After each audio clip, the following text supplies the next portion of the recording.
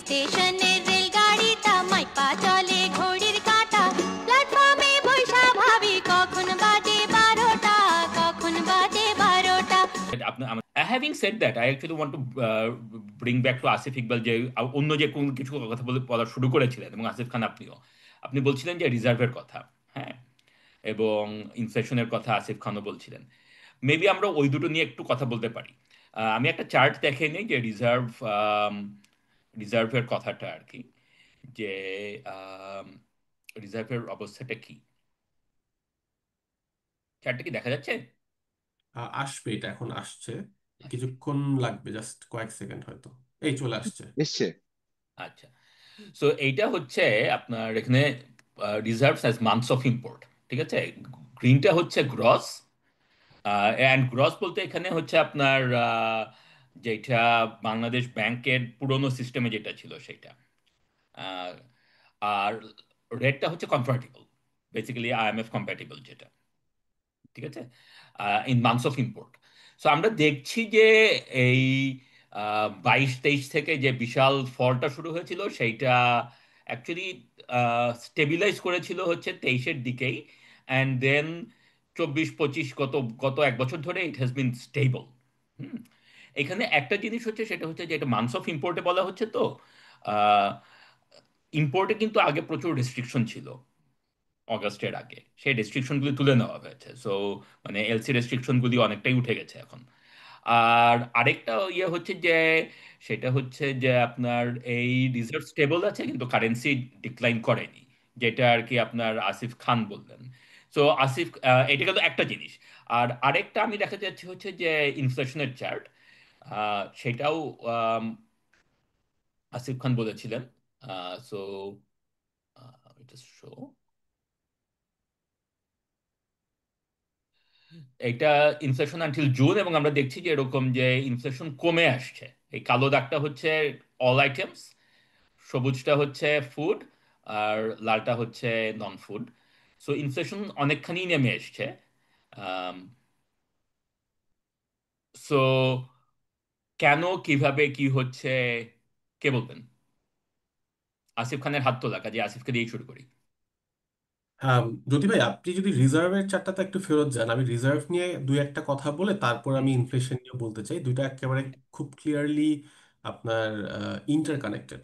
হুম। তো আপনার যে চার্টটা আছে সেখানে আপনি দেখতে পাচ্ছেন যে লালটা হচ্ছে আইএমএফ এর মেথোডোলজিতে গ্রস রিজার্ভ, আমি যেটা হুম। বুঝে থাকি, এবং এখানে হুম। 3 ছিল রাফলি হচ্ছে আপনার মান্থ অফ ইম্পোর্ট।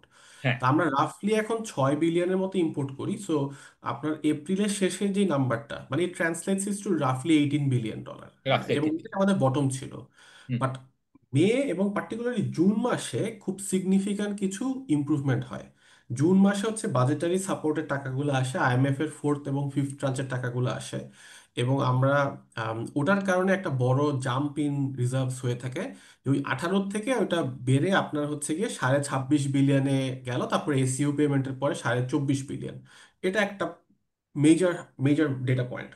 দ্বিতীয়টা হচ্ছে তারপরে, মানে গত এক সপ্তাহের ঘটনা, সেটা হচ্ছে যে আমরা দেখছি যে বাংলাদেশি টাকার এতটাই অ্যাপ্রিসিয়েটিং প্রেশার আসছে যে সেন্ট্রাল ব্যাংক ডিসাইড করলো যে না, আমাদের অ্যাকচুয়ালি ডলার কিনতে হবে, যেটা একটু আগে আমি বলছিলাম। তারা দুই ট্রান্সে প্রায় আমার মনে হয় অলমোস্ট ক্লোজ টু $400 মিলিয়ন কিনে ফেলেছে এক সপ্তাহের মধ্যে। উইচ মিনস যে সেন্ট্রাল ব্যাংক বেসিক্যালি ডলারটা কিনা মানে রিজার্ভ সংখ্যাটা বাড়া।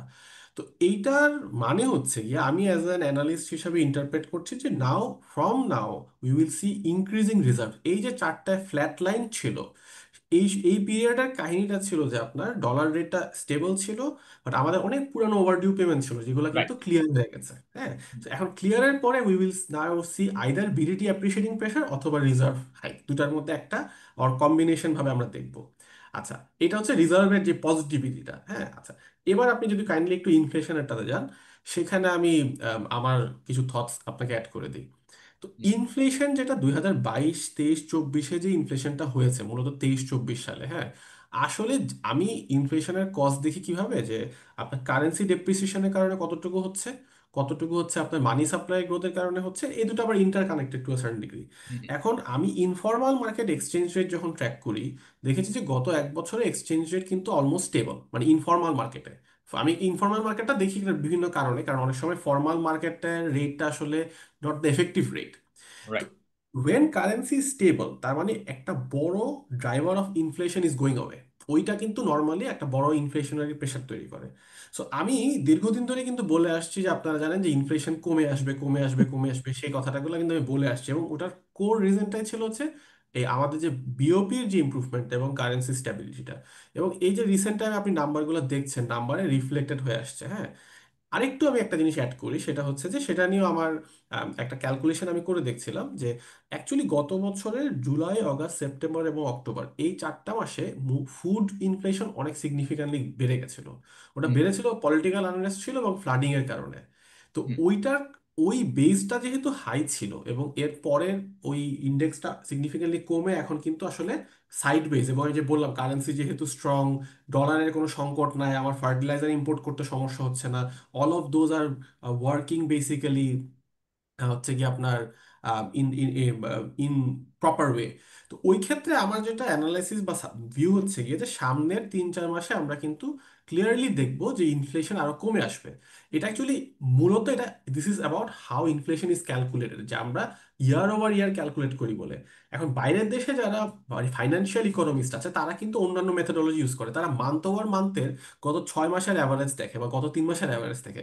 রিয়েলিটি হচ্ছে অলরেডি মুদ্রাস্ফীতি মান্থ ওভার মান্থ বেসিসে গত 6 মাসে সিগনিফিক্যান্টলি কমে আসছে এবং কিছু বেশ কিছু মাসে নেগেটিভ ছিল। বাট যেই কারণে আমাদের দেশে আমরা ইয়ার ওভার ইয়ার দেখি, ওটা আসতে কিছুদিন সময় লাগবে। এবং খুব ক্রুড কিছু অ্যানালাইসিস চিন্তা করলে আমি এটা পাবলিকলি বলে আসছি যে আমার ধারণা বাই অক্টোবর 2025 5% ইনফ্লেশন দেখাটা খুব অস্বাভাবিক কিছু না আমার কাছে। এটা আমার personally that is my base case assumption. So এখানে তাহলে আমি জাস্ট কুইকলি দুটো জিনিস অ্যাড করি। একটা হচ্ছে যে আপনার গভর্নর সাহেব উনি আহ, দায়িত্ব নেওয়ার পর থেকেই বলে আসছিলেন যে এরকম যে উনি মনিটারি পলিসি আর ইন্টারেস্ট রেট টাইট রাখবেন আনটিল ইনফ্লেশন কামস ডাউন। এবং উনি এটাও বলেছিলেন যে এরকম যে উনি এক্সপেক্ট করেন যে বাই 2020 এন্ড অফ 2026, ক্যালেন্ডার 2026 5-এর আশেপাশে চলে আসবে, এটা ওনার কাছে অসম্ভব মনে হচ্ছে না। এবং আসিফ খান আপনি সেটাই বলছেন যে বাই অক্টোবর 5-এর কাছে 5 বা মানে অ্যাপ্রোচ করতেই পারে। ঠিক আছে, সো এটা একটা কথা উনি উনি উনি উনি বলেছেন। সো আমরা যদি ওই দুটো কানেক্ট করি তাহলে পরে কি আমরা ইন্টারেস্ট রেট কমার একটা লক্ষণ দেখতে পারি কিনা, এটা গেলো 1 নাম্বার জিনিস। আরেকটা হচ্ছে যে আপনার কারেন্সির কথা আপনি যেটা বললেন, যে so আমরা এটা কিন্তু জানি যে US dollar has faced depreciation pressure around the world. হ্যাঁ, তো সেটাও কিন্তু একটা ইয়ে যে মানে আপনার ইউএস ডলার খালি যে টাকা ইয়ে সেটা না, এটা তো এক্সচেঞ্জ রেট, মানে এখানে তো একটা কাউন্টার পার্টিও আছে। সো ইউএস ডলারও কিন্তু ডিপ্রিসিয়েট করে ইয়ে হচ্ছে। সো আমরা যদি আম, আমাদের আমাদের মনিটরি, আমরা তো এখন আমরা অফিসিয়ালি বলছি যে এরকম যে আমরা ফ্লোটিং এক্সচেঞ্জ রেট ইয়ে করছি। ঠিক আছে, সো আমরা যদি টাকা অ্যাপ্রিসিয়েট না করতে দিই ডলারের এগেনস্টে, তাহলে পরে সেটার flow on impact in other markets কি হতে পারে। আসিফ ইকবাল, আপনাকে এর কাছে যাওয়ার আগে আমি জাস্ট আরেকটা চার্ট দেখে নিই, সেটা হচ্ছে ইন্টারেস্ট রেট। এবং ইন্টারেস্ট রেটের সাথে আবার এখানে কিন্তু আরেকটা জিনিস কানেক্টেড, যেটা হচ্ছে প্রাইভেট সেক্টর ক্রেডিট গ্রোথ, যেটার কথা আসিফ ইকবাল আপনি বলছিলেন। সো ইন্টারেস্ট রেটের কথাটা যেটা আমি বলছি সেটা হচ্ছে যে এটা হচ্ছে আপনার nominal and real interest rate, borrowing and deposit. ঠিক আছে, লালটা হচ্ছে নমিনাল বোরোয়িং রেট। হ্যাঁ, আর লাল ডট হচ্ছে যে এই নমিনাল রেটটাকে ইনফ্লেশন দিয়ে ইয়ে করা আর কি, অ্যাডজাস্ট করা, যাতে রিয়েল বোরোয়িং রেট। সো এই যে পিরিয়ডটা আমরা দেখছি, এটা হচ্ছে ওই যে 9-6-এর ক্যাপের এরিয়াটা, যখন আপনার ইন্টারেস্ট রেট ক্যাপ করা ছিল। আর তারপর থেকে আমরা দেখি যে এই অগাস্টের পরে এটা এটা এটা এটা বাড়া, যখন আমরা আহ, মানে নতুন মনিটারি পলিসি ফ্রেমওয়ার্কে ইয়ে করলাম যে এরকম যে পলিসি রেট বাড়ছে, পলিসি রেট বাড়ার জন্য ব্যাংকের বোরোয়িং রেটও বাড়ছে, এবং রিয়েল ইন্টারেস্ট রেটটা finally goat back to the positive territory. Real borrowing rate যখন নেগেটিভ ছিল, তার মানে কি যে আমি ব্যাংকের থেকে যদি টাকা নেই, সেই টাকাটা নিলে পরে মানে আমি আমি যে ইন্টারেস্ট দিব তার থেকে ইনফ্লেশন বেশি। So basically for me money is actually মানে cheaper than free. Real interest rate, negative real borrowing rate মানে তো তাই। হ্যাঁ, এবং স্পেশালি যদি আমি টাকাটা নিয়ে ফেরত না দেওয়ার আমার ইয়ে থাকে আর কি, আমার নিয়ত থাকে যে আমি টাকা নিয়ে এটা ফেরত দেবো না, যেটা আসিফ ইকবাল বলছিলেন। সো এইটা একটা জিনিস। আর আরেকটা চার্ট আপনার ক্রেডিট টু প্রাইভেট সেক্টর, যেটার কথা আসিফ ইকবাল বলছিলেন, সেটা হচ্ছে এখানে। যেখানে আমরা দেখতে পাচ্ছি হচ্ছে আপনার ক্রেডিট গ্রোথ কোথায় গেল, এবং এখানে আমরা দেখতে পাচ্ছি যে এরকম যে ইট ইজ ভেরি স্লো, মানে গত 10 বছরে এরকম স্লো ছিল না। এবং এটা অনেকে এটা নিয়ে ক্রিটিসাইজ করছে, এবং আসিফ ইকবাল সেটার কথাও এক্সপ্লেইন করছিলেন। সো আসিফ, আপনার হাত তোলা, আপনার কাছে যাই। ধন্যবাদ জ্যোতি ভাই। আহ, যে এই বিষয়গুলো নিয়ে কথা বলছে, আমার মনে হয় আমাদের এখন বাংলাদেশে একটা বিষয় নিয়ে ক্রিটিক্যাল আলোচনা বন্ধ করে দেওয়া উচিত, সেটা হচ্ছে reserve. Reserve is no more worry. কারণ হচ্ছে যে যে কোনো একটা দেশের রিজার্ভ হচ্ছে আপনার প্র্যাকটিক্যালি একটা দেশের যদি মিনিমাম ফাংশনাল থাকে, স্টেট যদি মিনিমাম ফাংশনাল থাকে, মিনিমাম অ্যাকাউন্টেবিলিটিতে চলে, আমরা খুব ভালো করে যে reserve is not a problem. বাংলাদেশেও রিজার্ভ আসলে আলোচনায় আসছে আওয়ামী লীগ সরকার বা বাংলাদেশ ব্যাংক থেকে যখন 2014-15 থেকে অকারণে রিজার্ভ বাড়তেছে নামক প্রপাগেশন শুরু হয়। হুম। এটা ইট ওয়াজ এ রং প্রপাগেশন। এটার কারণে যখন মানে রিজার্ভ পড়লেই মানুষ আতঙ্কিত হয়, রিজার্ভ পড়লেও আতঙ্কিত হওয়ার কিছু নাই। আপনার হয়তো মনে থাকতে পারে, আমি তখন অনেক ছোট ছিলাম, 96 থেকে 2001 পিরিয়ডে যখন আওয়ামী লীগ সরকার ক্ষমতায়, তখন কিন্তু একটা এশিয়ান ক্রাইসিস হয়েছিল। জি। ওই সময় কিন্তু বাংলাদেশের রিজার্ভ, যদিও বাংলাদেশে তখন ইকোনমি গ্লোবালি অনেক কম এক্সপোজ ছিল, তখনও কিন্তু একটা সমস্যায় ছিল, মানে রিজার্ভ কম ছিল, কিন্তু কেউ কিন্তু সেটা নিয়ে আলোচনা করেনি। আমাদের রিজার্ভ নিয়ে আসলেই আর টেনশনের কোনো কারণ নেই, কারণ স্টেট লুটিং যেহেতু বন্ধ হয়েছে, এখানে হাইপোথিসিস ভেরি সিম্পল, রাষ্ট্র লুটপাট বন্ধ করছে। রাষ্ট্র যদি আবার লুটপাট শুরু না করে, রিজার্ভ নিয়ে টেনশনের কোনো কারণ নাই। 2 নাম্বার, এক্সপোর্ট আর এই ইম্পোর্ট। এক নাম্বারটাতে আমি মানে খুবই স্ট্রংলি একো করি আসিফ ইকবাল, খুবই স্ট্রংলি একো করি যে আমাদের আসলেই রিজার্ভ নিয়ে আর আলোচনা করার কিছু নেই। আমরা যেরকম এখন কোভিড নিয়ে আলোচনা করি না, তারপরেও মানুষের হয়তো সেটাই। কোভিড হয়, কিন্তু এটা নিয়ে আমরা আসলে আলোচনা করি না। রিজার্ভও তাই, যে রিজার্ভ বাড়বে কমবে, এটা ইটস জাস্ট একটা, ঠিক ইটস এ আছে, নর্মাল ফেনোমেনা, এটা খুবই normal normal phenomenon, phenomena. Exactly. জি। হ্যাঁ, বলেন। 2 নাম্বারটা হচ্ছে আপনার এই ইভেন আমাদের কি বলে এটা, এক্সচেঞ্জ রেট নিয়েও আর কথা বলার কিছু নাই। কারণটা হচ্ছে যে রেমিটেন্স যেটা ঘটেছিল, যে আমাদের তো আসলে রিজার্ভের সমস্যা বা আমাদের এক্সচেঞ্জ রেটের সমস্যা হয়েছিল, আমাদের রেমিটেন্স আসা কমা শুরু করছে। রেমিটেন্স আসা কমা শুরু করছে কারণ একটাই কারণ, প্রবাসীরা, আমাদের যারা এক্সপ্যাট্রিয়েট, ওনারা আগের সরকারের উপর আস্থা হারাইছে, এবং ওনাদের একমাত্র ওয়েই ছিল ওনারা টাকা পাঠাবেন না ফর্মাল চ্যানেলে, ভেরি সিম্পল। এবং ফলে এক্সচেঞ্জ রেট বেড়ে গেছে, এক্সচেঞ্জ রেট বেড়ে যাওয়াতে এদিকে আবার ব্যাংকিং চ্যানেলেরও এক্সচেঞ্জ রেট কম ছিল, হুন্ডিতে এক্সচেঞ্জ রেট বেড়ে যাওয়া। এখন তো সেই ধরনের অ্যাবনর্মাল পরিস্থিতি নাই। আমার একদম স্ট্রিক্ট ওপিনিয়ন হচ্ছে exchange rate reserve is no more a part of economics discussion right now. আমাদের চিন্তাটা হচ্ছে ইনফ্লেশনটা যেখানে আছে, আমাদের ইনফ্লেশনের ড্রাইভার গুলো কি কি ছিল। আসিফ খুব দারুণ ভাবে বলেছে, যেহেতু রিজার্ভ এক্সচেঞ্জ রেট স্টেবল হয়ে গেছে, এটা একটা বড় ড্রাইভার ছিল। ওয়ান্স এগেন আমাদের একটা বড় জায়গা ছিল সাপ্লাই চেইনে, যে সিন্ডিকেটের চাঁদাবাজি ছিল, এটা যেহেতু নাই হয়ে গেছে, আমাদের সাপ্লাই চেইন এফিশিয়েন্ট হয়েছে সেটা না, সাপ্লাই চেইনে সিন্ডিকেটের চাঁদাবাজি চলে যাওয়াতে যারা ধরেন রুরালে প্রডিউসার, তারা অনেকে না ইন্ডিভিজুয়াল ক্যাপাসিটিতে ঢাকায় পাঠিয়ে দিচ্ছে।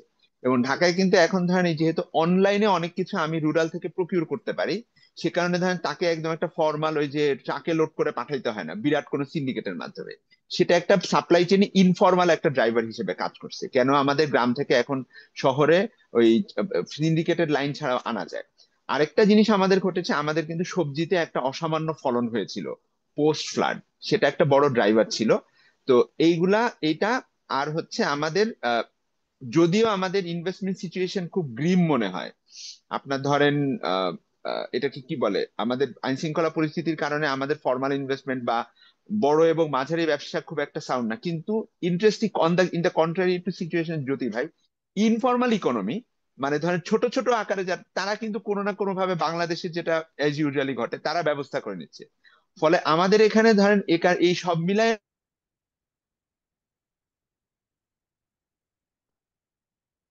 আসিফ, কি আপনি হ্যাং হয়ে গেলেন, শোনা যাচ্ছে না? হ্যাঁ, ওর একটা মনে হয় কেটে গেছে। আচ্ছা। বাট আম, উনি, আসিফ কিন্তু খুব একটা ইন্টারেস্টিং কথা বলছিলেন, যেটা হচ্ছে যে, বা কনসার্টেড কোনো। হ্যাঁ, মাঝখানে আপনি আপনি স্লো হয়ে গেছিলেন, আরেকবার বলেন যে ইনফর্মাল সেক্টর থেকে, আরেকবার বলেন। আচ্ছা, আমাদের ইনফর্মাল সেক্টর কিন্তু হুম। আবার ওই মানে একটা কনফিডেন্স পাওয়া শুরু করছে, মানে ওনারা কাজ করা শুরু করছে। আচ্ছা। কারণ এখন এসে ওনাদেরকে কেউ আপনার রাস্তা থেকে হুট করে তুলে দেয় না, মানে যেই সমস্যার জন্য আরবান প্রিভিলেজ সোসাইটি বা আরবান মিডল ক্লাস সাফার করে, সেটা কিন্তু আবার লোয়ার ক্লাসের জন্য একটা ইনকাম সোর্স হয়ে গেছে, আচ্ছা। বুঝছেন। ঢাকায় এখন চরম ভাবে ব্যাটারি রিক্সা চলে, এটা কিন্তু আপনার যারা রুরালে কাজ করতে পারে না ওদের জন্য কিন্তু এমপ্লয়মেন্ট সোর্স হয়ে দাঁড়াচ্ছে। এখন আপনার আমি দেখি রাস্তায় আপনার ছোট ছোট কার্টে প্রচুর, মানে যে কেউ যে কোনো জায়গায় দাঁড়ায় পড়তে পারতেছে। ফলে একদিকে যেমন পণ্যের সাপ্লাইটার ডিসরাপশন অনেক কমে আসছে এটার ফলে, আরেকটা হচ্ছে যে তারাও মানে তারাও কেনাকাটা করতে পারতেছে, তাদের তো পারচেজেবিলিটি অত ড্রপ করতেছে না। আমাদের এই ইনফর্মাল মেকানিজমটা কিন্তু আমাদের এই ইনফ্লেশনটাকে আপনার একটা কন্ট্রোলের মধ্যে নিয়ে আসার ক্ষেত্রে ভালো হেল্প করতেছে। কিন্তু এখানে আমাদের ওরির জায়গাটা কোথায়, সেটা হচ্ছে আপনি ভালো করে জানেন ডিসঅর্ডারলি সিচুয়েশন আসলে কোনো ভালো জিনিসই লং টার্ম চলে না। ডিসঅর্ডারলি জিনিস আসলে আপনাকে খারাপ দিকে নিয়ে যাবে, আপনাকে আসলে রং দিকে নিয়ে যাবে। আমাদের টেনশনের জায়গাটা সেটাই, এই যে আমাদের ফ্লাড ম্যানেজমেন্ট, আমাদের কিন্তু সিজনাল ফ্লাডের সময় শুরু হবে। গতবারের ফ্লাডের পরে যে সবজির বাম্পার ফলন হচ্ছে, নেক্সট যদি না হয় আমাদের এই ভালো চিত্র নাও থাকতে পারে ফুড ইনফ্লেশনে। আবার কোনোভাবে যদি আমাদের আল্লাহ মাফ করুক আমাদের ফ্লাডের কারণে আমাদের যদি কোনো রাইস বাস্কেট মানে রাইস প্রডিউসিং বাস্কেট যদি হিটেড হয়, আমরা একটা বাড়ি খাবো। So এই জায়গাতে ওয়ান সেকেন্ড গভর্নমেন্টের একটা কনসার্টেড এফোর্ট লাগবে, যে ওনারা ফ্লাড ম্যানেজমেন্ট বা ক্যাটাস্ট্রফিক ম্যানেজমেন্টে কি ধরনের কাজ করতেছেন। আমাদের যে ক্লাইমেট রিস্ক গুলো ইভলভ করতেছে আমাদের কান্ট্রি স্পেসিফিক, এই জিনিসগুলো ওনাদের দিক থেকে এফোর্ট ছাড়া কিন্তু ওনাদেরকে আমার এখনো পর্যন্ত কিন্তু রিয়াক্টিভ মনে হচ্ছে, প্রোঅ্যাক্টিভ মনে হচ্ছে। ইনফ্লেশন আমাদের টেনশনের জায়গাটা। এবং ওয়ান্স এগেন আইন শৃঙ্খলা পরিস্থিতি যদি ঠিক না হয় জ্যোতি ভাই, এইটা আসলে ধরে রাখাটা কঠিন হবে। আসিফ যেটা বলেছে banking sector, formal channel, reserve, এগুলোর দিক থেকে গুড নিউজ ঠিক আছে, কিন্তু আপনার প্রোডাক্ট সাপ্লাই চেইন, মানুষ ঠিকমতো ব্যবসা করতে পারতেছে কিনা এটা যদি আপনি ইনশিওর করতে না পারেন, কারণ আপনি সিম্পল একটা উদাহরণ দিই, এই ইনফর্মাল চ্যানেলে যেমন এগুলো ঘটতেছে আবার এটাও ঘটতেছে, কোনো একটা নারী ব্যবসা করতেছে, তাকে গিয়ে দক্ষিণপন্থী কোনো একটা গ্রুপ, লোকাল কোনো ন্যাশনাল কোনো ফ্রন্ট না, দক্ষিণপন্থী একটা গ্রুপ গিয়ে তার দোকানটা বন্ধ করে দিচ্ছে কোনো কারণ নেই, না একটা নারী আমাদের এলাকায় ব্যবসা করতে পারবে না। এ ধরনের ঘটনাও ঘটতেছে। এ ধরনের ঘটনা যদি ধরেন দিনাজপুরে ঘটে, সেটা যদি সোশ্যাল মিডিয়া ভাইরাল হয়, বরগুনার একটা নারী কিন্তু মেন্টালি এফেক্টেড হন, ওই অন্টারপ্রনার কিন্তু ভয় পান। এই সিচুয়েশনটা কিন্তু আমাদের সলভ করা জরুরি। এই সিচুয়েশনটা, কারণ আমরা একটা জিনিস বারবার ভুলে যাই, স্বাধীনতার পর থেকে আমাদের যে অর্থনৈতিক অগ্রগতি হয়েছে সেটা হওয়ার সবচেয়ে বড় ক্রেডিট আমি পার্সোনালি দিই নারীদের কর্মসংস্থানে এবং অর্থনীতিতে সক্রিয় অংশগ্রহণ। আমাদের এই নারীদের অংশগ্রহণের জায়গাটা কিন্তু আমরা প্রোটেকশন দিতে পারতেছি না। এখন এই যে পরিবর্তিত পরিস্থিতিতে নারীরা কিন্তু এফেক্টেড হচ্ছেন পাবলিক ডোমেইনে, এবং এটা নিয়েও আমরা যথেষ্ট কথা বলি না। তো এই জায়গাটা কিন্তু আমাদের ইনফ্লেশন বলেন ইকোনমির জন্য একটা অত্যন্ত টেনশনের জায়গা, এখানে কাজ করতে হবে। আপাতত আমার দিক থেকে এটুকুই যদি হয়। আসিফ ইকবাল, ধন্যবাদ। আহ, আসিফ খান যে আপনার কাছে যাওয়ার আগে জাস্ট কিছু বলে নিই কুইকলি। আপনি যেটা শেষ কথাটা বললেন যে আপনার ক্ষুদ্র উদ্যোক্তাদের, পার্টিকুলারলি নারী উদ্যোক্তাদের and female participation in workforce এবং উগ্র দক্ষিণপন্থী আহ, উত্থান, যে রিস্কগুলি, এটা নিয়ে আসলে আমাদের যথেষ্ট কথা বলা দরকার, আরো অনেক বেশি কথা বলা দরকার। কারণ হচ্ছে আহ, আহ, এখানে কেউ কেউ পলিটিক্যালি কথা বলেন, কিন্তু আমার মনে হয় আমরা যারা ইকোনমিক্স নিয়ে কথা বলি আমাদেরও কথা বলা উচিত, বিকজ আমাদের ডেভেলপমেন্ট ট্র্যাজেক্টরির একটা ক্রুশিয়াল ড্রাইভার যে বাংলাদেশের ডেভেলপমেন্ট হিস্ট্রিতে this is a very important factor. এবং এটা যদি আমরা এই যা অর্জন করেছি গত 50 বছরে, এটা যদি আমরা ধরে না রাখতে পারি, তাহলে পরে সেটারও মানে ডাউন দ্য ট্র্যাক প্রচন্ড সমস্যা হবে, ইয়ে হবে। তো এটা নিয়ে আমাদের কথা বলতে হবে ডেফিনেটলি। আমি এই আরেকটা চার্ট কুইকলি দেখিয়ে নিই, তারপরে আসিফ খান আপনার কাছে যাচ্ছি। তো এই চার্টটা হচ্ছে আইএমএফ তো কিছুদিন আগে একটা রিপোর্ট পাবলিশ করেছে বাংলাদেশের উপরে, জুন মাসে, যখন আপনার এই নতুন ট্রান্সটা আসলো আর কি, মানে লেটেস্ট ডিসবার্সমেন্ট আসলো তার সাথে সাথে। আইএমএফ কিন্তু গত জুনেও, 2024-এর জুনেও একটা রিপোর্ট পাবলিশ করেছিল। অ্যান্ড ইনফ্যাক্ট ওই রিপোর্টটা পাবলিশ হওয়ার পরে আমার মনে আছে যে 14ই জুলাই যখন আপনার হাসিনার সেই বিখ্যাত কুখ্যাত ভাষণটা ইয়ে হলো আর কি, যে 400 কোটি টাকার পিয়ন এবং রাজাকারের নাতিপতি, সেই ভাষণ যখন হচ্ছিল, সেই সময়টাতে আমরা কিন্তু একটা ইকোনমিক থ্রেডে মানে আলোচনা করতেছিলাম যে এরকম যে আইএমএফ এর রিপোর্টে কি বললো আর দেশের আসলে অর্থনীতি, মানে আমরা কিন্তু তখন হাসিনার ভাষণ নিয়ে ডিবেট করি নাই, বিকজ আমরা তখন কেউ চিন্তাও করি নাই যে এরকম যে দেশে কি হতে যাচ্ছে। আমরা আমরা কিন্তু আমাদের ইকোনমিক থ্রেডে আমরা ডিবেট করতেছিলাম যে আইএমএফ এর রিপোর্ট নিয়ে, ঠিক আছে। সো আমি একটা ইয়ে করলাম আর কি, আপনার এই এই চার্টটা দেখাচ্ছে। এই চার্টটা হচ্ছে, এই চার্টে এই সবুজ বার যেগুলি সেটা হচ্ছে আপনার ফাইন্যান্সিয়াল ইয়ার 2024-25। জ্যোতি ভাই, জি। আপনার স্ক্রিনে আপনার ওই ক্রেডিট টু প্রাইভেট সেক্টরটাই দেখা যাচ্ছে আর কি, আগের স্ক্রিনটা ও, আগে দেখাচ্ছে। দেখা যাচ্ছে না? আচ্ছা আচ্ছা হ্যাঁ, তো ওইটা হয়তো আপনার একটু কেটে আবার করতে আচ্ছা, হবে। কেটে আবার আসি, হ্যাঁ, গুড আইডিয়া। হুম। আচ্ছা, সো আমি এইখানে যে চার্টটা এখন দেখাচ্ছি, এই চার্টটা হচ্ছে আপনার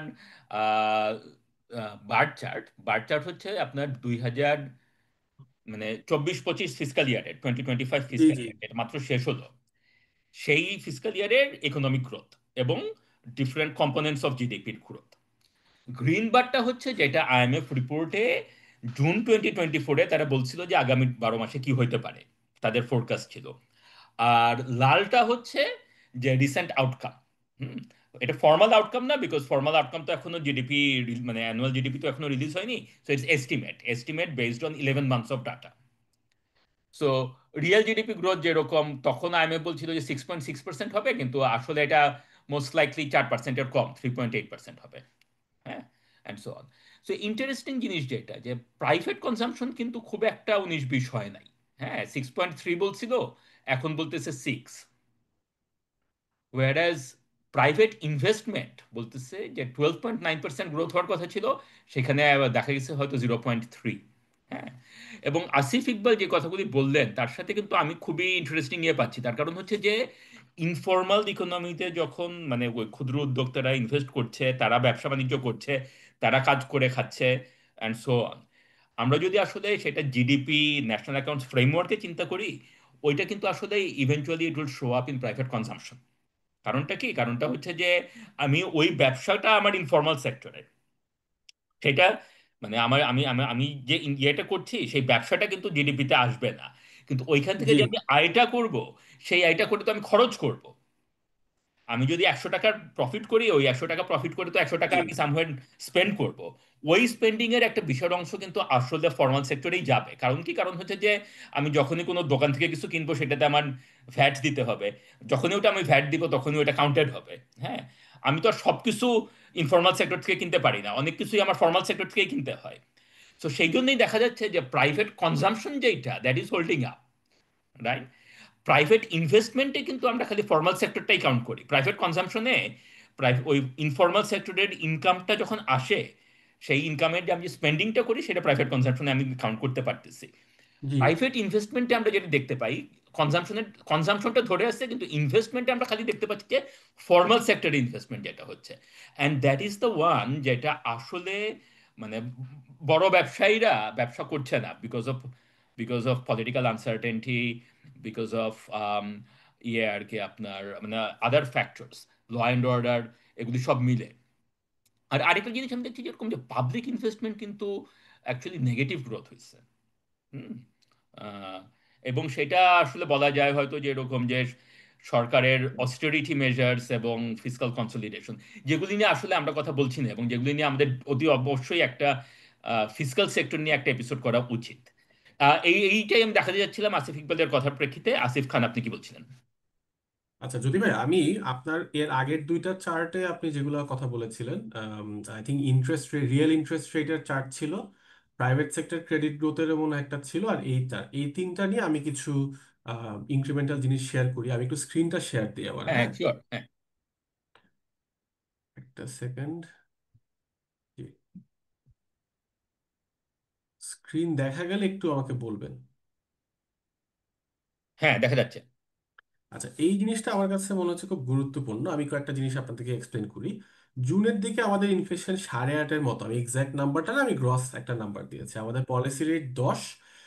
এর মধ্যে দীর্ঘদিন ট্রেজারি বিল, মানে শর্ট টার্ম সরকারি যেসব বড় ইনস্ট্রুমেন্ট, সেগুলো 12-র দিকে ছিল, এখন একটু কমে 11-র দিকে, ইনফ্লেশন কমার পরে। আর কর্পোরেট বরোয়িং রেট ছিল 13 থেকে 14%-এর মতো, হ্যাঁ। এই অঙ্কে আপনার অনেকে যখন দেখে যে ওকে পলিসি রেট হচ্ছে কি ইনফ্লেশনের থেকে 1.5% হাই, আমি দেখি হচ্ছে ট্রেজারি বিল আর ইনফ্লেশনের রেটটা। কারণ হচ্ছে গিয়ে যে আসলে লেন্ডিং রেটটা ব্যাংকরা কিন্তু পলিসি রেট দেখে ডিসাইড করে না। তারা দেখে যে আমরা বন্ড, সরকারি বন্ডে টাকা রাখলে এত পাবো, তাহলে লোন দিলে আমি কত কত চাই লোন, যেখানে তো আমার অপারেটিং কস্ট আছে, সেখানে আমার ক্রেডিট রিস্ক আছে, এটসেট্রা এটসেট্রা।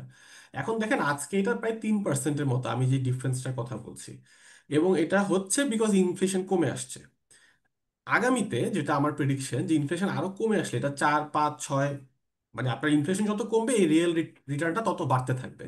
তো এসেনশিয়ালি রিয়েল রিটার্ন যত বাড়ছে তত হচ্ছে আমি বড়োইংকে সিগনিফিক্যান্টলি ডিসকারেজ করছি। হ্যাঁ, বড়োইংকে ডিসকারেজ করলে নিঃসন্দেহে আপনি এফএক্স রিজার্ভ ভালো হবে, কারেন্সি সাপোর্ট পাবে, etcetera etcetera. But Asif Iqbal ভাই যেটা একটু আগে বলেছেন যে ওই সমস্যা আসলে আমরা অতিক্রম করে আসছি, এবং প্রত্যেকটা পলিসি ডিসিশনের কিন্তু একটা অপরচুনিটি কস্ট আছে।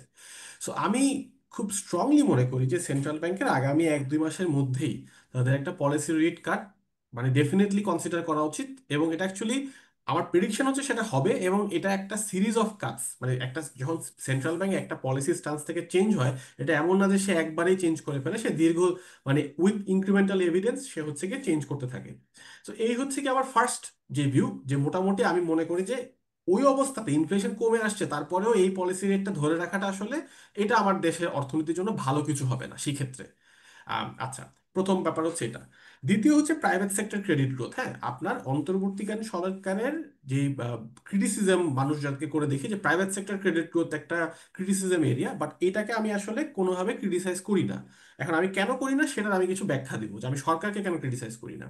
ব্যাখ্যা নাম্বার ওয়ান হচ্ছে গিয়ে যে আপনি যখন খুব টাইট মনিটারি পলিসি রান করছেন, যেটা আমরা এখানে দেখছি যে it is a tight monetary policy, হ্যাঁ, ওই ক্ষেত্রে এটার আউটকামই হচ্ছে আমি ডিমান্ডকে স্লো ডাউন করবো, এটার আউটকামই হচ্ছে আমি ইনভেস্টমেন্টকে স্লো ডাউন করবো। আদারওয়াইজ আমি কোনোভাবেই ইম্পোর্ট কমাতে পারবো না, আদারওয়াইজ আমার এফএক্স রিজার্ভস বাড়বে না, আদারওয়াইজ হচ্ছে কি আমার মুদ্রাস্ফীতি কমবে না।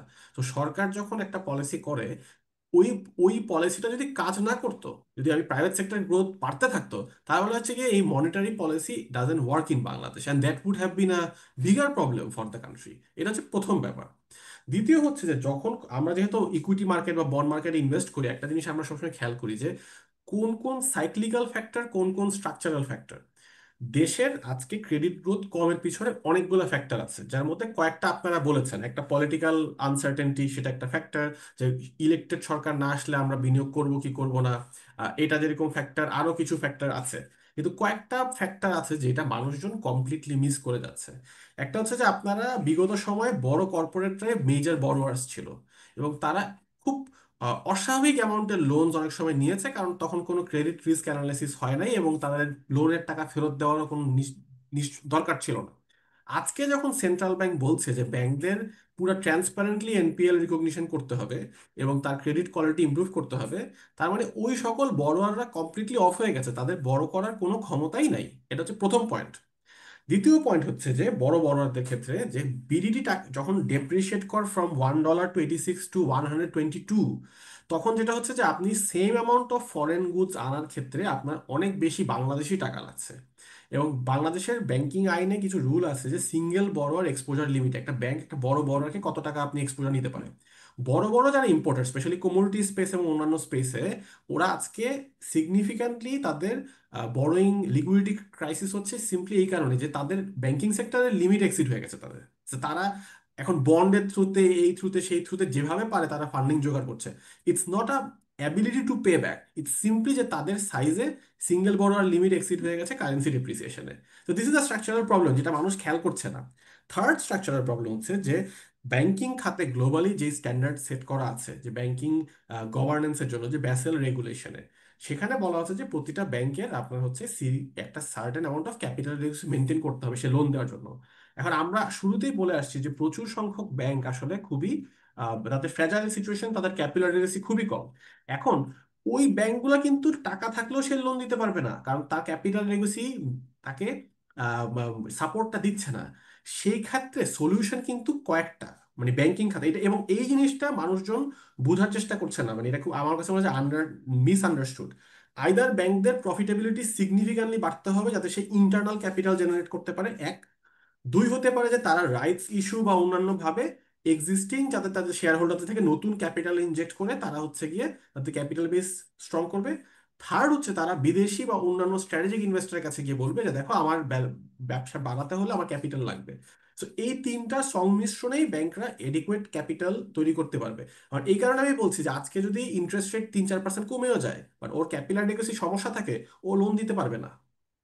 সো আপনি পলিটিক্যাল প্রবলেম সলভ করেন, অন্যান্য সকল প্রবলেম সলভ করেন, ওর এই এই প্রবলেমটা সলভ করতে হবে। এবং এটার বেস্ট এক্সাম্পল হচ্ছে গ্লোবাল ফাইন্যান্সিয়াল ক্রাইসিসের পরে যখন ইউএস ফেড প্রচন্ড স্টিমুলাস দিচ্ছিল, ওই টাকাটা ব্যাংকরা নিয়ে কোনো লোন দেয় নাই। কারণ তাদের ওই সময় ব্যাসেল 3 এর যে কঠিন যে রিকোয়ারমেন্ট গুলো ছিল, তাদের ওই টাকাটা হচ্ছে গিয়ে জাস্ট ট্রেজারি এবং অন্যান্য সেফ অ্যাসেটসে তাদের ইনভেস্ট করা ছাড়া আসলে কোনো আপনার আর অপশন ছিল না আর কি। তো এইটা বলে আমি থামতে চাই। This is a very important point Asif Khan, আসলে যে ব্যাংকিং ক্রাইসিস হলে, ব্যাংকিং ক্রাইসিসের মানে ফুল ব্লোন ক্রাইসিসের পরে রিকভারি ইজ ভেরি স্লো। তার একটা মেইন কারণ হচ্ছে যে ব্যাংকগুলি রিক্যাপিটালাইজ না হওয়া পর্যন্ত তারা আসলে লেন্ড করতে পারে না। হুম। এটা মানে there is a strong empirical literature এখানে, মানে গ্লোবাল ফাইন্যান্সিয়াল ক্রাইসিস তো বটেই, যেটা আমরা সবাই আসলে মানে উই লিভ থ্রু দ্যাট, কিন্তু দের ইজ মানে ইট গোজ ব্যাক, মানে এম্পেরিক্যালি এটা খুবই একটা স্ট্রংলি এভিডেন্স আছে এটার পক্ষে। অ্যান্ড দিস ইজ সামথিং আমাদের সেই অর্থে যদিও ব্যাংক রান হয়নি, কিন্তু আমাদের তো ক্রাইসিসের যেসব মানে আমাদের হয়তো ক্রাইসিসটা হয়তো হয়নি, কিন্তু ক্রাইসিসের যেসব কারণ মানে আন্ডারলাইন ইয়ে ছিল, সেগুলি তো আমাদের ছিল এবং এখনো আছে। ওইটা সলভ না হওয়া পর্যন্ত আসলে ফর্মাল ইনভেস্টমেন্ট রিকভারি আসলে কতখানি সম্ভব, মানে ক্রেডিট নিয়ে, right? That is A important question. এবং সেটা যদি না হয়, ব্যাংকিং মানে ব্যাংকিং ডেট ফাইন্যান্স ইনভেস্টমেন্ট যদি না করতে পারি, ব্যাংকিং চ্যানেল যদি না যতক্ষণ ঠিক না হয়, তাহলে পরে আমাদের ক্যাপিটাল মার্কেটে আসলে অন্য কিছু করা যায় কি না, সেটা নিয়েও চিন্তা করা, it's an important thing. And that brings us to my other observation. I'm also looking at time. We should wrap up soon. Um, যে মানে র্যাপ আপের ক্ষেত্রে আর কি, যে আমার যেটা কথা শুনে বা গত 1 ঘন্টার আলোচনা থেকে মনে হচ্ছিল আর কি, যে যে অন দি ওয়ান হ্যান্ড আমরা ইমিডিয়েট ক্রাইসিসগুলিকে ভালো মতনই ট্যাকল করতে পেরেছি। Interim government should be credited for that, যে ইমিডিয়েট যেসব প্রবলেমস ছিল, we have tackled all of those. আমরা আসলেই আমাদের রিজার্ভ নেওয়ার কথা বলার কিছু নাই। Inflation is coming down, and monetary policy should get more accommodative and so on. Um, কিন্তু আমাদের আসলে medium term reform plans, economic reform plans, যেটা আসিফ ইকবাল বললেন, যে আমরা পলিটিক্স নিয়ে, আমরা কনস্টিটিউশন নিয়ে যত কথাবার্তা বলছি, তার কোনো তার তুলনায় আমরা ইকোনমিক ইস্যুস নিয়ে কিছুই বলছি না, হুইচ ইজ এক্সট্রিমলি সারপ্রাইজিং এবং ওয়ারিং। সো আমরা যারা আসলে কথাবার্তা বলতে চেষ্টা করি, আমাদের বোধহয় আসলে আমাদেরও এখানে কিছু কিছু রেসপন্সিবিলিটি দেওয়া উচিত। We should talk more about economic reforms and actually পার্টিগুলি কি করবে, তারা আসলে আহ, তাদের তাদের তাদের তাদের ভিশনস কি। হ্যাঁ, সবাই তো বলে যে এরকম, যে আমরা সবাই গরিব মানুষের পক্ষে, আমরা সবাই দারিদ্র নিরসন করতে চাই, দেশের মানুষকে ভালো রাখতে চাই। ভাই, কেউ তো বলে না যে আমরা গরিবের ভাত মারতে চাই। Nobody ever says that. কাজে এটা তো একটা মিনিংলেস কথা। আপনারা আসলে আসলে পার্টিকুলার জেনুইনলি ইকোনমিক ভিশন কি, তারা কি ট্যাক্স বাড়াবে, নাকি তারা গভর্নমেন্ট এক্সপেন্ডিচার বাড়াবে, কিভাবে করবে, হ্যাঁ, কোন সেক্টরগুলিতে প্রায়োরিটাইজ করবে, we don't know any of those things. So we should start thinking about those. Asif Khan এবং আসিফ ইকবাল, শেষ কথা, কে আছেন এখানে? আসিফ আসিফ খান আপনি বলুন, না আসিফ ইকবাল বলুন। না, আসিফ আগে বলুক ভাই। আচ্ছা, ঠিক আছে, আসিফ খান তারপর আসিফ ইকবাল, শেষ কথা শেষ কথা আসলে ওই আপনার সাথে আজকের জন্য। মোটামুটি আমি একমত। বুঝছেন যে যেগুলো আমরা পয়েন্ট বললাম আমরা মোটামুটি কনসেনসাসে আছি। আমি শুধু একটা ইন্টারেস্টিং পয়েন্ট দিয়ে ছেড়ে দিব, যদি ওটা আপনি জিজ্ঞেস করেন নাই।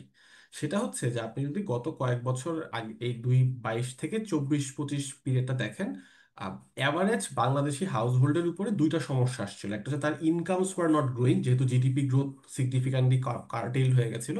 আবার তার কস্ট অফ লিভিং খুব সিগনিফিক্যান্টলি বেড়ে যাচ্ছিল বিকজ অফ হাই ইনফ্লেশন। হ্যাঁ, এখন আমরা যে পরিস্থিতিতে আছি, যে জিডিপি গ্রোথ কিন্তু এখনো লো, আপনার ট্রেন্ড লাইনের থেকে কম, 4% 3% গ্রোথ আসলে খুব হাই গ্রোথ না। তো ইনকাম গ্রোথ আসলে হচ্ছে না। বাট তার কস্ট অফ লিভিং এর যে গ্রোথটা ছিল, মানে খুব বেশি বেড়ে যাচ্ছিল, সেটা কিন্তু কার্টেড। মানে তার একটা এখন ব্রিদিং স্পেস হওয়া শুরু হচ্ছে, জাস্ট মূলত শুরু হচ্ছে আর কি। হ্যাঁ, এর পরের ফেজে যখন আপনি মনিটারি স্টিমুলাস দিব এবং অন্যান্য যে সমস্যাগুলোর কথা আমরা বলছি সেগুলো যদি সমাধান করি, আস্তে আস্তে কিন্তু অ্যাক্টিভিটি ইন্ডিকেটরস গুলা আমরা আশা করতে পারি যে ইমপ্রুভ করবে, এবং তখন তার ইনকাম গ্রোথটাও হবে। এবং আমরা যখন এই অ্যানালিস্ট পার্সপেক্টিভ থেকে যখন বলি যে আমরা যখন স্টক মার্কেটে কোম্পানিতে ইনভেস্ট করি, কনজিউমার গুড কোম্পানিগুলো এখনো কিন্তু তাদের রেভিনিউতে খুব স্ট্রং গ্রোথ আমরা দেখছি না। কিন্তু আমি মনে করছি যে আগামী বছরে আমরা এটা দেখতে পাবো, যে ফ্যাক্টরটা আমি বলছি যে তার লিভিং কস্টটা আসলে মোটামুটি প্ল্যাটিউ হচ্ছে বা কম গ্রো করছে, আর ইনকাম গ্রোথটা যখন হওয়া শুরু হবে তখন হচ্ছে গিয়ে তার ওই ডিসপোজেবল ইনকামটা বাড়ছে আর কি, সেটা আমরা আশা করতে পারি তখন। That is a very interesting point too, শেষ কথা আপনি যেটা বললেন আসিফ, আমরা আগামী আগামী মাসে লেটস বিগিন উইথ দ্যাট, আসলে যে টার্ন অ্যারাউন্ড ইন দ্য কখন হতে পারে। And that is a very interesting hypothesis. এটা আসলে আমাদের এক্সপ্লোর করা উচিত bit more. Let's pick up with that next next মান্থে। আসিফ ইকবাল। হ্যাঁ, ধন্যবাদ জ্যোতি ভাই। আমাদের তো আজকে আলাপ প্রায় শেষের দিকে। আমরা লাস্টে আমি কথা বলার জন্য ছোট করে আমাদের বিভিন্ন পক্ষের জন্য আমি কিছু কথা বলতে চাই। প্রথমত অবশ্যই সরকারের জন্য, সরকারকে একটু প্রায়োরিটাইজ করতেই হবে, এখন আর কোনো উপায় নেই। ওনাদের এটা বুঝতে হবে, সেটা হচ্ছে ল অ্যান্ড অর্ডার। এটা ওনারা যতই মিস করার চেষ্টা করুক, এটা ওনাদেরকে মানে ওনাদেরকে ব্যক্তিগতভাবেও দীর্ঘমেয়াদী ক্ষতিতে পড়বে। ওনারা এটার জন্য কিন্তু সরকার থেকে চলে যাওয়ার পরে আনসারেবল হবেন, এটা যদি ওনারা ফিল না করেন তাহলে মুশকিল। মানে এই ল অ্যান্ড অর্ডারের ফলে যে ইকোনমিক ড্যামেজটা হবেই, মানে ওনাদের এক বছরের যে চেষ্টা সেটা এই একটা জিনিসই ড্যামেজ করে দেওয়ার জন্য যথেষ্ট, এটা ওনাদেরকে রিয়ালাইজ করতে হবে। দুই নাম্বার হচ্ছে দক্ষিণপন্থী অথবা যে কোনো আইডিওলজিক্যাল অ্যানার্কিস্টদেরকে রেজিস্ট করা, ওনাদেরকে প্রতিহত করাটা must be the duty of the government, the political parties and the relevant civil society. এই আপনি সংস্কার করেন যাই করেন, আপনি যদি অ্যানার্কিস্ট গ্রুপকে রাস্তায় রেখে দেন, ইকোনমিক অ্যাক্টিভিটিস কখনোই নর্মালি চলতে পারে না, এটা সম্ভব না। এবং মানুষ যদি ইকোনমিক অ্যাক্টিভিটিসে নিজেরা নর্মাল না থাকে, কোনো পলিসি কাজ করবে, এটা বলে কোনো লাভ নেই। এবং আপনাদের ব্যাপারে কোনো দেশের, পৃথিবীর কোনো দেশের কারো ঠেকা পড়ে না আপনার ব্যাপারে এই ইন্টারেস্ট নিবে যে আপনার এখানে ইনভেস্ট করতে আসবে। আপনি এখানে কত ভালো সুন্দর সুন্দর পলিসি বানাবেন, সেটা দিয়ে কেউ ইনভেস্ট করতে আসবে না। আপনাকে একটা প্রেডিক্টেবল স্টেবল সিচুয়েশন অফার করতে হবে। ইনভেস্টমেন্টের একদম বেসিক থিওরি এটা, এটা হচ্ছে সরকারের জন্য একদম প্রায়োরিটি। দুই নাম্বার আমি বলবো পলিটিক্যাল পার্টির জন্য, যেটা আমরা পরিষ্কার ভাবে বলি না, ওনারা নির্বাচন চান, ওনারা সংস্কার চান, ওনারা অনেক কিছু চান, but they must offer political economy planning to us. ওনারা ইকোনমিক রিকভারি, তো ইকোনমিক আমরা আসলে তো তলায় চলে গেছিলাম, হুম। নেক্সট 5 বছরে ওনারা আমাদেরকে কোথায় নিতে চান, নেক্সট 10 বছরে ওনারা আমাদেরকে কোথায় নিতে চান। এই যে সিঙ্গাপুর 1 কোটি কর্মসংস্থান টাইপের কথা না, ইনস্টিটিউশন ফ্রেমওয়ার্কে ওনারা কি কি করতে চান, কর্মসংস্থান বাড়ানোর জন্য বিভিন্ন পকেটে ওনারা কি করতে চান, ইনভেস্টমেন্ট ক্লাইমেট ইমপ্রুভ করার জন্য ওনারা কি করতে চান, আর্থিক খাতের ইমপ্রুভমেন্টের জন্য ওনারা কি করতে চান, এটা কিন্তু ওনাদেরকে বলতে পারতে হবে, নাহলে আমরা ওনাদেরকে বিশ্বাস করবো কেন। তিন নাম্বার, আমাদের সিভিল সোসাইটি বা আমাদের ইকোনমিস্ট যারা কথা বলেন, তাদেরকে দরকারি প্যারামিটার নিয়ে কথা বলাটা একটু প্র্যাকটিস করতে হবে। Reserve, private sector credit growth কমতেছে বাড়তেছে should not be any matter of discussion. এই আসিফের কথাতে আমরা যেটা বুঝলাম, আমাদের আজকের কথাতেই যেটা প্রমাণ হলো, প্রাইভেট সেক্টর ক্রেডিট বেড়ে যাচ্ছে, প্রাইভেট সেক্টর ক্রেডিট কমে যাচ্ছে। আমি মানে সহজ ভাষায় এটা জেনে একটা লোক কি করবে, কেন বাড়তেছে কেন কমতেছে আমার জানা দরকার। এটা বাড়ার পরে কি আমার দেশের ক্ষতি হলো, বাড়ার ফলে কি আমার দেশের ক্ষতি হলো, বা কমার পরে কি আমার দেশের লাভ হলো, সেই জিনিসটা নিয়ে আলোচনাটা হওয়াটা অনেক জরুরি। এবং এখানে আমি বলবো আমাদের মিডিয়ার একটা অনেক দায়িত্ব আছে। এই ডেইলি বেসিসে রিজার্ভ যে আমার লাভটা কি, আমার কোনো লাভ নাই। রাদার আমার জানা দরকার যে এক্সপোর্টাররা কি কি প্রবলেম ফেস করতেছে, ইম্পোর্টাররা কি কি প্রবলেম ফেস করতেছে, আমাদের রেমিটেন্স হোল্ডারদের জন্য আমরা আরো কি কি, বা রেমিটেন্স সেন্টারদের জন্য আমরা কি কি প্যাকেজ অফার করতে পারি। এই আলোচনাগুলোটা হওয়াটা জরুরি। আমার কাছে মনে হয় আজকের জন্য আমার দিক থেকে এই ধরনের কিছু কঠিন কথার মাধ্যমে আমরা কিছু সহজ সাজেশন অফার করতে পারি। থ্যাংক ইউ ভেরি মাচ জ্যোতি ভাই। থ্যাংক ইউ আসিফ, আসিফ খান এবং আসিফ ইকবাল। দর্শক, আগামী মাসে আবার দেখা হবে ইনশাল্লাহ। তার আগেও হতে পারে অন্য অন্য কোনো এপিসোডে। ধন্যবাদ। আসসালামু আলাইকুম। আচ্ছা, দাঁড়াও, রেকর্ডিং রেকর্ডিং রেকর্ডিং বন্ধ।